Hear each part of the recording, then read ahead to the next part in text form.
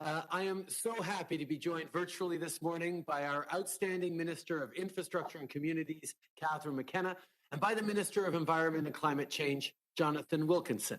Jonathan, I know it's early for you in Vancouver, but we're glad you can join us. We're also joined today by the chairperson of the Canada Infrastructure Bank, Tamara Vrooman, and by Mayor Iveson of Edmonton, who are both also up early this morning. It's good to see you all. Au cours de la dernière année, la pandémie a créé beaucoup d'incertitudes dans le monde. Depuis le début, notre gouvernement a été là pour aider les Canadiens à traverser la crise. Il y a eu des hauts et des bas, mais devant chaque défi, on a travaillé ensemble pour trouver des solutions.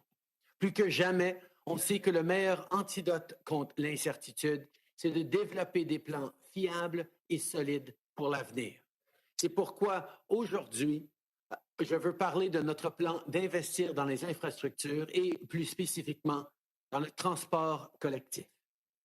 No one likes to be stuck in traffic getting to work or taking the kids to soccer practice. In fact, even for people working from home right now, I know the one thing you definitely don't miss is spending long hours commuting. We need efficient and modern public transit systems that make our communities more connected.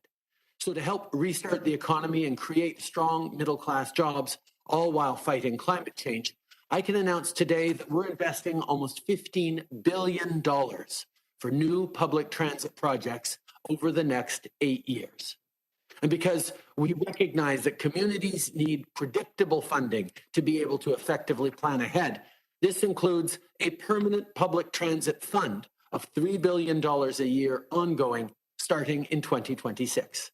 These investments will support major public transit projects like subway extensions, help electrify fleets with zero-emission vehicles. They will also be used to meet the growing demand for walkways and paths for cycling and help rural and remote communities deliver projects to meet their mobility challenges. Aujourd'hui, pour continuer de faciliter la vie des gens avec des transports en commun mieux adaptés à leur style de vie et à leur communauté, j'annonce un investissement de près de 15 milliards de dollars sur 8 ans pour de nouveaux projets de transport collectif. Cela inclut le Fonds permanent de transport en commun de 3 milliards de dollars par année, un fonds récurrent à partir de 2026, qui va donner aux villes le financement stable et prévisible dont elles ont besoin pour planifier l'avenir du transport collectif. Today's announcement is a big step forward, but of course, our commitment to investing in infrastructure is nothing new. In fact, since 2015, our government has invested 13 times more for public transit projects than the previous government in their last mandate. And in collaboration with partners and with all orders of government, we will continue to make smart investments that have a real positive impact in your life and in the lives of people across the country. Depuis 2015, notre gouvernement a investi plus de 13 milliards de dollars pour des projets de transport en commun partout à travers le pays. Ces investissements ont permis de construire plus de 240 kilomètres de nouvelles lignes de métro et de trains légers, d'acheter plus de 300 autobus zéro émission et de créer plus de 500 kilomètres de transport actif pour les piétons et les cyclistes. Un meilleur transport en commun, c'est une meilleure qualité de vie pour tous. C'est moins de circulation, moins de pollution et plus de mobilité pour se rendre où on a besoin d'aller. En plus, des investissements comme ceux qu'on a annoncés aujourd'hui font partie de notre plan pour créer des emplois et pour encourager notre secteur manufacturier ici au pays. Tout le monde en sort gagnant.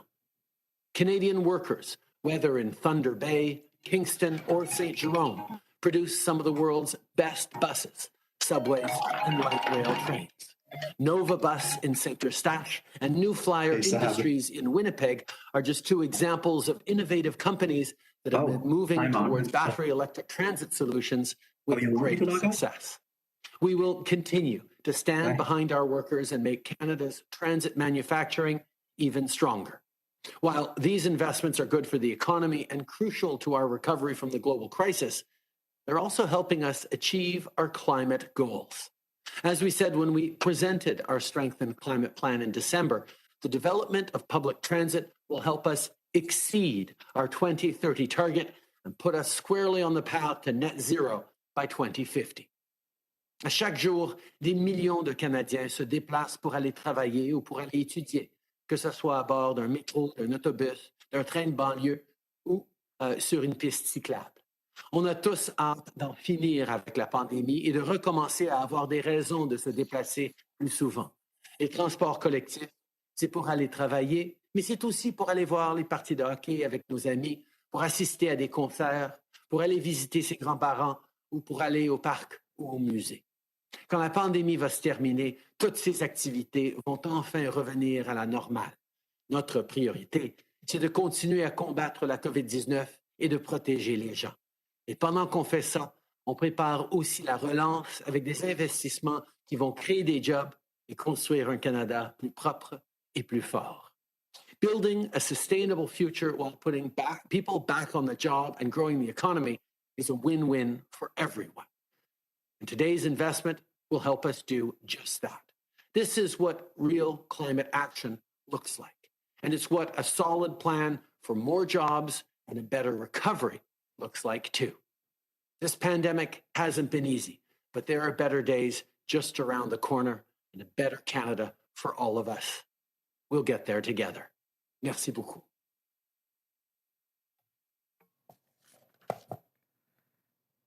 Minister McKenna. Thank you very much. Thank you very much, Prime Minister. I'm very happy to be with you making this announcement today. I want to recognize I'm on the unceded traditional territory of the Algonquin and Anishinaabe peoples. It's great to be with also the Minister of Environment and Climate Change, who's working so hard to tackle emissions, including in transportation, Jonathan Wilkinson. Tamara Vrooman, the new chair of the Canada Infrastructure Bank, which is a key partner, and of course, my friend, Mayor Don Iveson of Edmonton. In Canada, we think big. That was true when we built the railway across the continent. That was true when we built the Trans-Canada Highway in St. Louis. While we call this infrastructure, it's really about building what we need for the future we want. While we're reeling from a devastating pandemic and a stalled economy, moving forward is more important than ever. As we build back better, it's time to think ambitiously as we invest in modern and sustainable public transit across our country, reducing congestion for folks, helping to create 1 million jobs, and supporting cleaner and more inclusive communities. Today's announcement of permanent long-term funding for public transit will mean new subway lines, light rail transit and streetcars, electric buses, cycling paths, and an improved rural transit. It will mean that Canadians can get around faster, cleaner, and more affordable ways. This stable funding provides cities the predictable transit funding they need to plan for the future in order to create jobs and growth in their communities and to build more inclusive communities with cleaner air, less congested streets, and a clear path to net zero emissions by 2050. L'annonce faite aujourd'hui du financement permanent et à long terme pour le transport en commun signifie de nouvelles lignes de métro, des trains légers, des tramways, des autobus électriques, des pistes cyclables, une amélioration du transport en commun en milieu rural. Les Canadiens pourront se déplacer de façon plus rapide, plus propre et moins chère. By also providing almost $15 billion in short-term funding, we're helping to stimulate the economic recovery of Canada's communities by supporting and accelerating public transit projects, including the expansion of large urban transit systems that millions of Canadians rely on every day. The Canada Infrastructure Bank has a very important role to play, from major public transit projects to electric buses. Since 2015, Infrastructure Canada has invested over $13 billion in more than 1,300 public transit projects across Canada. Everything from electric buses in Montreal to new accessible transit in Fredericton, LRT in Edmonton, upgrading a transit station in Whitehorse, and bike lanes in Port Cope. We also recognize the challenge faced by communities as a result of COVID-19, including to operate across the transit systems. That's why, as part of the federal government's $19 billion Safe Restart Agreement, we provided a contribution of up to $2 billion to support municipalities with transit operating costs and a commitment to cost match the provinces with $2.3 billion to support any additional provincial or territorial contributions for public transit. We have and we will continue to be there for communities. Public transit helps Canadians get to work and school quickly, keeping their cars at home, and relieving traffic congestion. Connects remote and historically disadvantaged neighborhoods, making it easy to work, study, and play. And for rural transit, for rural areas, transit solutions provide an indispensable link between communities and the services they rely on. Good public transit creates thousands of good jobs for everyone, from transit and construction workers to architects and engineers to Canadian manufacturers and their suppliers. Le transport en commun crée de milliers de bons emplois pour tous, des travailleurs de transport, des travailleurs de construction, des architectes et des ingénieurs, des manufacturiers canadiens et leurs fournisseurs. By investing in cleaner public transit, we're also investing in cleaner air and a critical solution to climate change. Transportation represents a quarter of Canada's greenhouse gas emissions. Without bold action, this percentage will grow. By increasing ridership in public transit and linking it to cycling and walking paths, by electrifying our transit system, we're building a healthier and cleaner future for our kids. Building big things in Canada has always been about nation building. We built big because we thought big. Now in 2021, it's time to think and build big again. Thank you, Minister McKenna. We will now go to Mrs. Vrooman.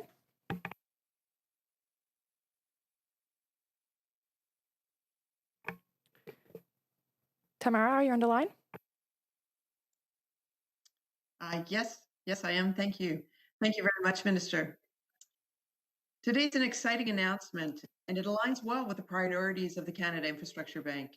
I recently took the role of chairperson of the bank's board of directors, and I can tell you that one of the key priorities of the government has set for us is public transit. We have a mandate to invest $5 billion in public transit across Canada, of which $1.5 billion has set aside in our growth plan for zero-emission buses and electrification.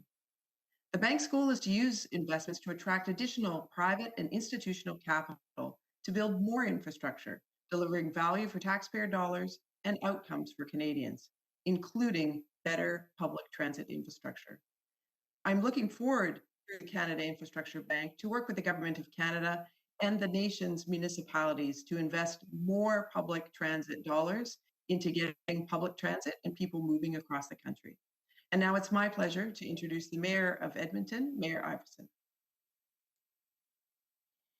Well, thanks, Tamara, and thank you, Prime Minister Trudeau and Ministers McKenna and Wilkinson. On behalf of the Federation of Canadian Municipalities Big City Mayors Caucus, I'm really pleased to be here this morning. Today's announcement is a landmark investment in the post-COVID recovery that Canadians depend on.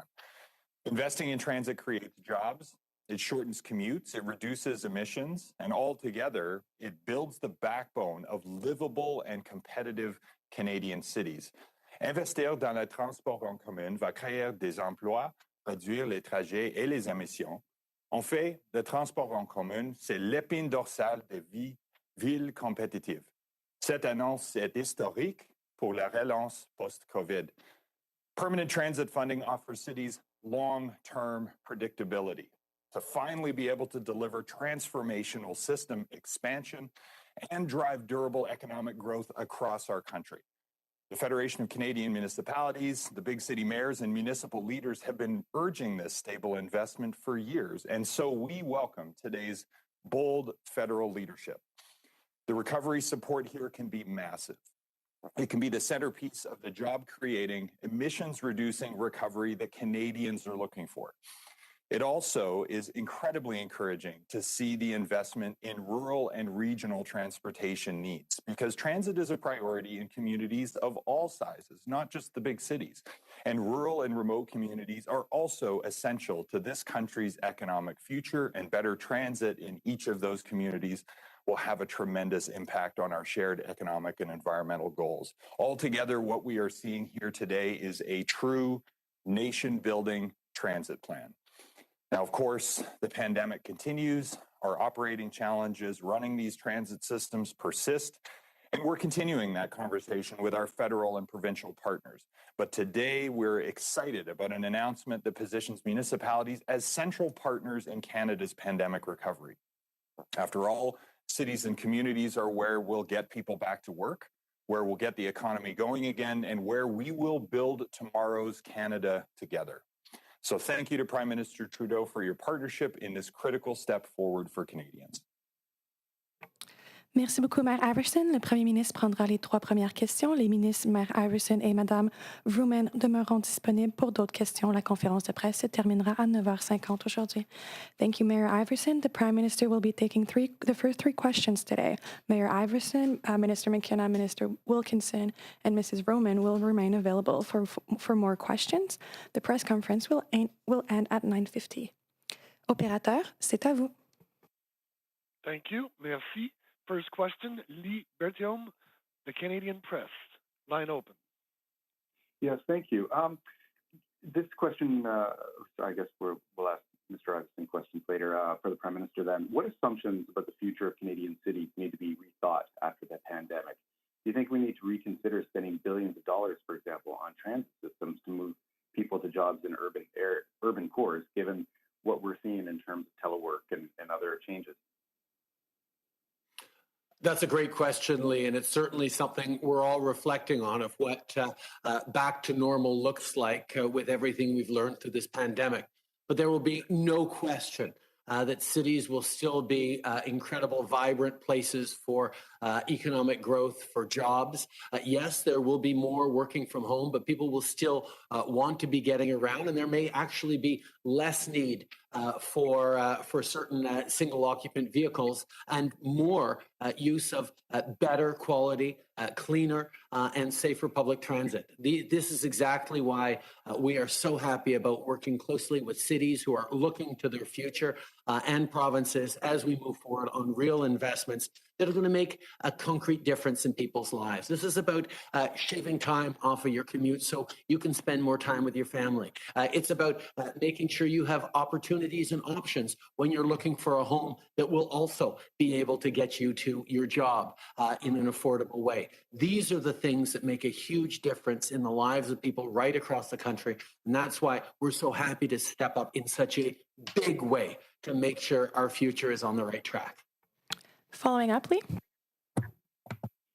And you also referenced in your remarks yesterday concerns about rapid tests not being used. What is driving that concern? Well, I think we're all very much focused on the fact that vaccines are coming, and they're starting to come quicker and quicker. But even once we're into mass vaccinations, there's going to be a need to continue to be vigilant against variants, against further challenges with COVID-19 spreading, even as we get more and more people vaccinated. And once people start getting vaccinated, they're going to want to be getting back to normal more and more quickly.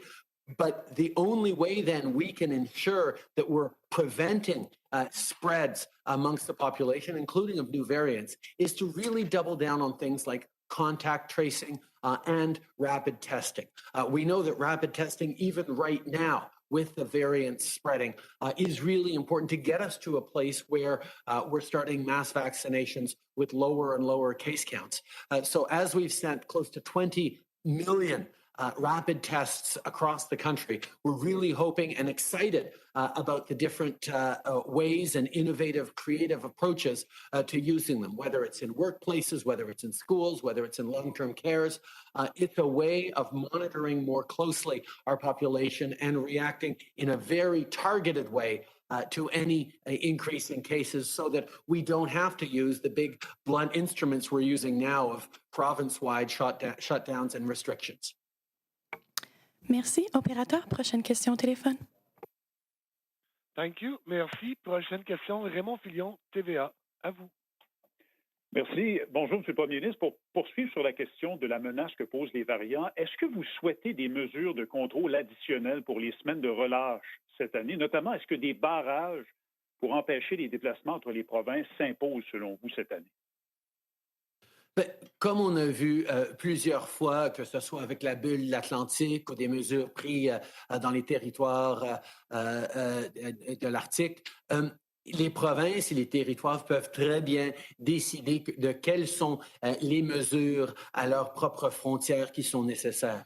Le gouvernement fédéral a pris les mesures nécessaires pour empêcher les gens, pour fortement encourager les gens de ne pas aller outre-mer pendant la semaine de relâche. Et en plus, si les gens décident quand même de voyager contre toutes nos recommandations pour les semaines de relâche, on va avoir les mesures aux frontières et terrestres et dans nos aéroports pour s'assurer qu'ils ne ramènent pas de cas ou de variantes de COVID-19 de leurs vacances. Alors, nous allons faire notre part au fédéral et on est là pour travailler avec les provinces pour instaurer les mesures qu'eux, ils considèrent nécessaires pour décourager les déplacements et l'expansion de la COVID-19 à l'intérieur de leur région. En suivi, Raymond. Il y a des dirigeants d'entreprises pharmaceutiques qui ont confié au journal La Presse qu'ils ont été ignorés quand ils ont tendu la main à votre gouvernement, incluant à votre bureau au cours des 5 dernières années. Est-ce que votre gouvernement a commis une erreur? Je pense que notre gouvernement a toujours été là pour investir dans la science, dans la recherche, dans l'innovation, dans des bons emplois, dans des divers secteurs, dans les façons d'assurer de l'investissement au Canada pour créer les solutions dont on a besoin dans l'avenir. En même temps, je sais qu'il y a eu des préoccupations de la part des compagnies pharmaceutiques sur notre désir qui continue de réduire les coûts des médicaments pour les Canadiens. On sait qu'on a besoin d'avancer en termes du niveau de dépenses que les ménages et les familles et le pays ont au niveau de médicaments. Donc, on va continuer de travailler dans ces deux sens, et pour attirer de l'investissement dans les sciences au Canada et les manufacturiers des pharmaceutiques, mais aussi, on va s'attendre à ce qu'on réduise les prix des médicaments pour les Canadiens. C'est deux choses qui vont ensemble. Merci. Opérateur, on va prendre une dernière question avant que le Premier ministre nous quitte. Thank you. Merci. Next question, Rachel Haynes, CTV News. Line open. Hi, Prime Minister. I would just like to go back to your comments about the mass vaccination that we're expecting. I know we're expecting an AstraZeneca approval in the coming weeks. And where will Canada's doses of AstraZeneca be coming from? Do you currently have any concerns about the supply chain for this vaccine? We have signed more deals with more different companies than just about any other country for more potential doses for Canadians than any other country for its citizens. That means we have a large range of potential vaccines, including at least 20 million doses of AstraZeneca coming later this spring.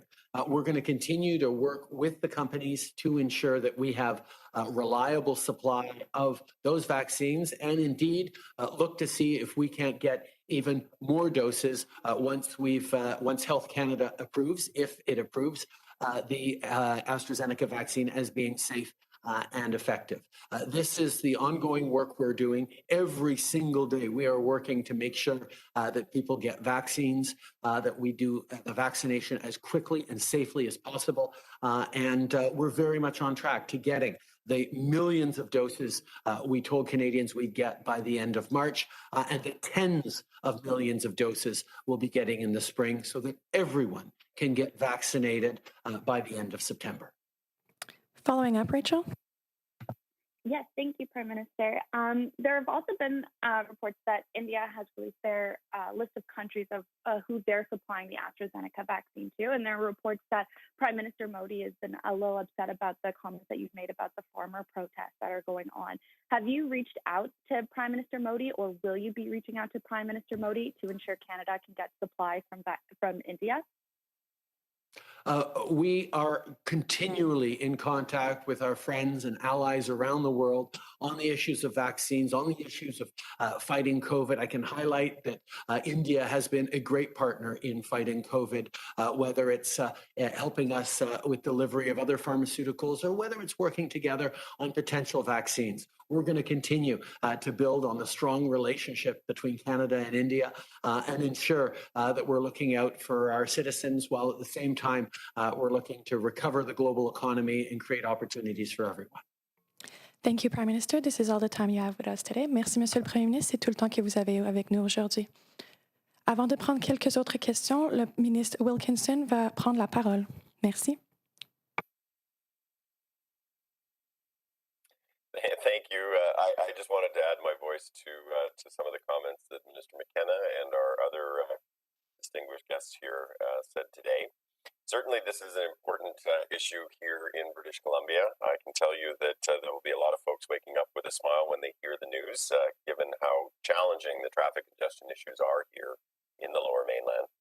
It's certainly welcome news from a whole range of perspectives. I think it's welcome news for workers and companies who will benefit from creating Canada's next generation of world-class electric buses. It's certainly welcome news for commuters, and it's really good news for climate. 1/4 of Canada's emissions come from the transportation sector, and gas and diesel buses are a major contributor to that. Buses also have a very long lifespan, and that means that the choices that we make today are going to have impacts for decades to come. That is certainly why we have continuously invested in public transit since 2015. Here in Vancouver, that has included upgrades to both the SkyTrain Expo and the Millennium Lines. That's also why reducing emissions from the transport sector is a key part of Canada's recently announced Strengthened Climate Plan that puts us on a path to exceeding our current 2030 Paris Agreement targets. As I have discussed in the past, and I know as my friend Minister McKenna has talked about quite often, Canada's climate plan is not just a plan for the environment, it is a plan for a resilient and prosperous economy for the future. L'annonce d'aujourd'hui, en plus des progrès que nous avons réalisés jusqu'à présent, contribuera à ce que les Canadiens prospèrent dans l'économie propre de demain et à nous assurer de léguer une planète plus propre et plus saine à nos enfants et nos petits-enfants. Today's announcement, coupled with the progress that we have made to date, will help to ensure that Canadians can and will thrive in the clean economy of the future. And it certainly will help us to ensure that we pass on a cleaner and a healthier planet for our children and our grandchildren. Thank you very much. Thank you, Minister Wilkinson. We will now go back to questions. Opérateur, c'est à vous. Thank you. Merci. Prochaine question, Hélène Buzetti, Le Devoir. À vous. Oui, bonjour. J'aimerais savoir, dans l'annonce qui est faite aujourd'hui, quelle est la part de l'argent qui sera versée après la prochaine élection et je dirais même après l'autre élection, puisqu'on parle de 8 ans. Merci.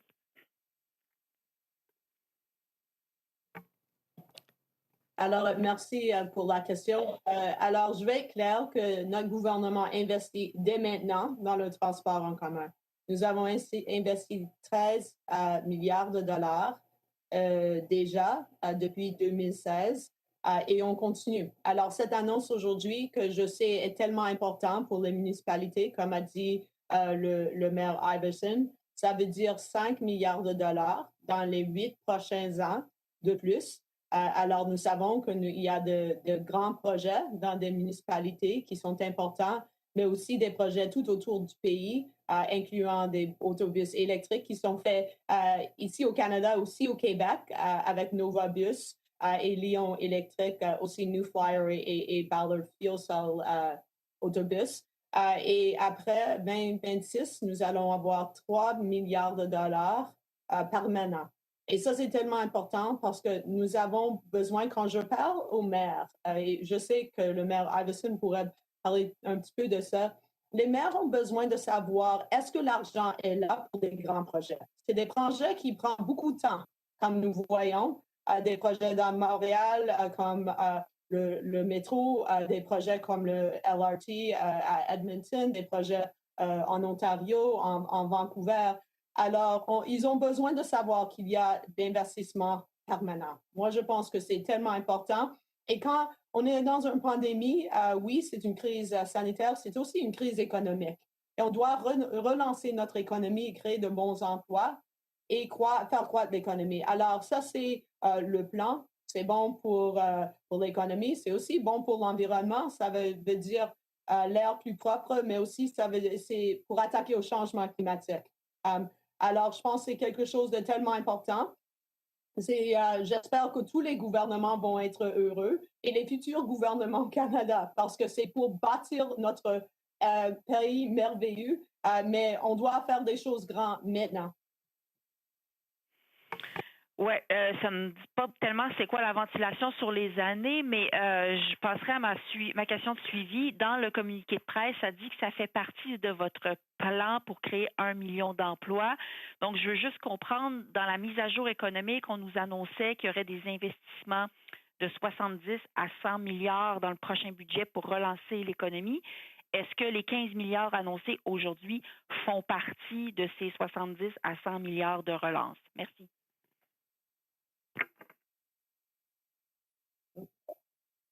La ministre des Finances travaille très fort. On a travaillé ensemble pour cette annonce, c'est sûr, parce que c'est sûr, on doit relancer notre économie.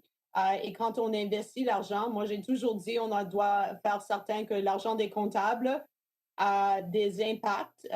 C'est oui, créer des emplois et relancer l'économie, aussi attaquer au changement climatique et créer des communautés plus inclusives. Alors oui, ça fait partie de ce plan. Je dirais aussi un petit mot sur la Banque canadienne d'infrastructure.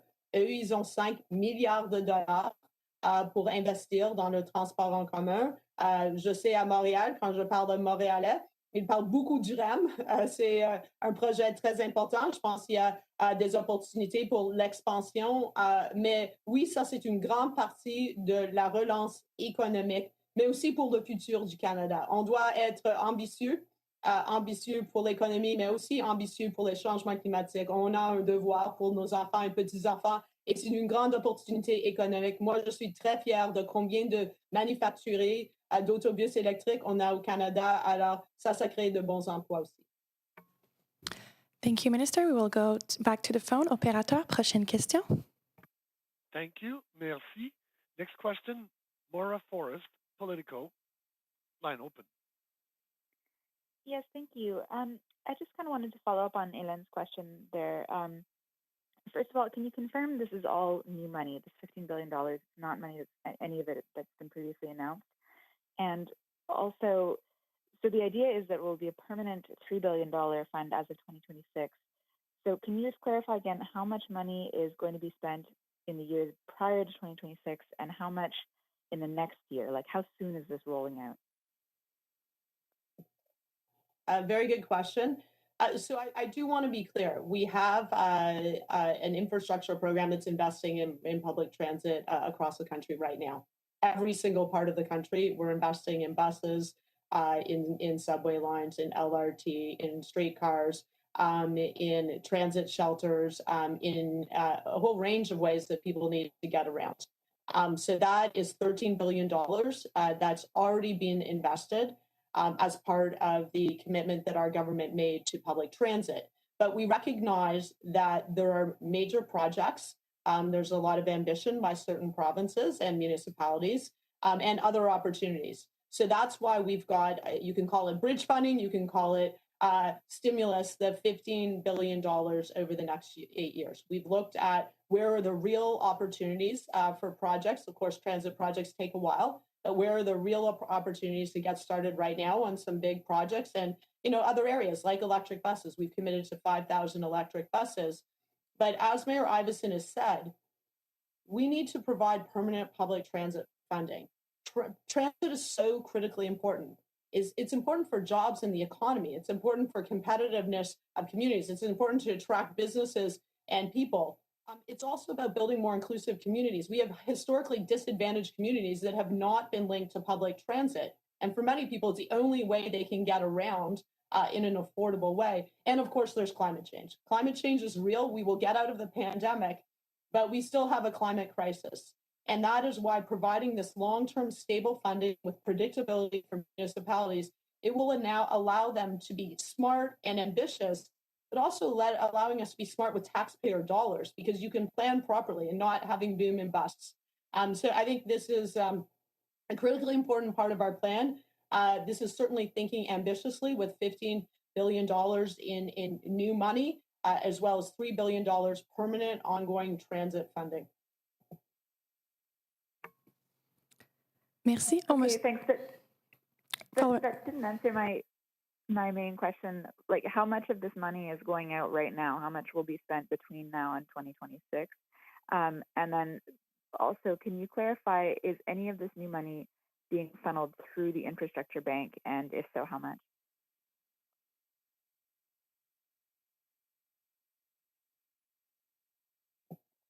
Sorry, a little problem with my mute button.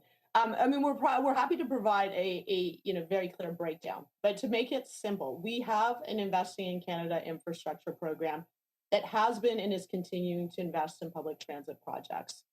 So that is already $13 billion that's been invested. Hundreds of projects across the country, but we've recognized, talking to provinces and municipalities, that there are opportunities in the shorter term where there's just more demand than we actually have funding there. So that is why we looked at how do you figure out long timelines for projects, and how do you determine what would be needed to move forward on many of these really important projects. So that is the $15 billion over the next 8 years. That is additional funding to funding that we are currently investing right now across the country. And then starting in 2026, we have $3 billion ongoing funding for public transit. But there is a Canada Infrastructure Bank. Now, that's a very different vehicle that our government created. It's for projects that are going to benefit Canadians that are revenue generating. So we're very lucky. We have Tamara Vrooman, the chair, who has a lot of great experience as former CEO of Van City. She's also now the CEO of the Vancouver Airport Authority. They have $15 billion to invest in public transit. So that is a real opportunity. We've already seen them investing in public transit. I think the REM is a great example. It's a very tangible example, but they're looking at full range of other opportunities. And then they have a short-term growth plan. And I'm happy to turn this over to Tamara. She's much better placed than me, but to invest right now with the federal government in electric buses. That we can be creative in how we finance this. And really the Canada Infrastructure Bank is about how do we stretch public dollars? How do we crowd in the private sector? We have pension funds, Canadian pension funds that have money to invest. But maybe, I don't know if Tamara, because I cannot see her, but if she wants to talk a bit more, it probably is important to understand the role of the Canada Infrastructure Bank. Or maybe she's left us, I don't know. It's very early in BC, so maybe she's gone back to bed. Okay, we're happy to follow. Oh, there she is, Tamara. Passing it over to you. Yeah. Thanks very much. Thanks very much, Minister. And just very briefly, we, as the Minister said, we have a mandate within the core allocation that we have, particularly $1.5 billion to accelerate the purchase of electric buses and electric infrastructure for public transit across the country. But most importantly, the funding that we have is really just the start. Our mandate is to leverage external sources of capital that are very interested in investing in our country. It's institutional money that's here right now, public sector pension funds, and so on, that are quite interested in being part of the long-term investments in strengthening infrastructure, everything from broadband and connectivity, which, as we know, in this part at this time is growing in importance, to the important issues of mobility in a climate-friendly and accessible way, as Mayor Iveson said, not only in the big cities, but right across our country. And so quite excited about the prospect for the Infrastructure Bank going forward, but certainly we're part of the infrastructure story. Thanks very much. Thank you. This is what ends today's presser. C'est ce qui me fait la conférence de presse d'aujourd'hui.